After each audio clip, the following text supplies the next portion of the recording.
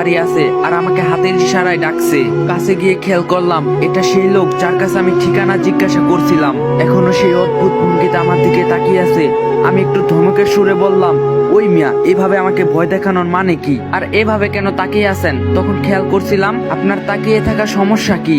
লোকটা কেমন একটা ভীত কণ্ঠে বলল, আমি অবাক হচ্ছি তুমি এই বাসা থেকে জীবিত ফিরে আসছো। এর আগে কেউ জীবিত ফিরেনি। মানে কি বলছেন? এই বাসাটা একটু অদ্ভুত সেটা আমি বুঝে গিয়েছিলাম, কিন্তু জীবিত ফেরা না ফেরা এগুলো কি ধরনের কথা? লোকটা উল্টো ঘুরে চলে যেতে লাগলো। যেতে যেতে বলল, রিস্পা কোনো সাধারণ মেয়ে না। আজকে বেঁচে গেছো, পরের বার বাঁচতে নাও পারো। আর কখনো এদিকে এসো না। আমি তার চলে যাওয়ার দিকে তাকিয়ে ভাবতে লাগলাম, কে এই রিস্পা? কি হচ্ছে এখানে? আবির এই ঠিকানা পেল কোথায়? সব জানতে হবে আমাকে। সেই দিনের মতো বাসায় চলে আসলাম। সকাল 10টার দিকে ঘুম থেকে উঠে ফ্রেশ হয়ে আবিরকে কল দিলাম, কিন্তু বারবার ওর ফোন সুইচ অফ আছে। তাই চিন্তা করলাম আজকে কলেজে যাব না, আবিরের বাসায় চলে গেলাম সোজা।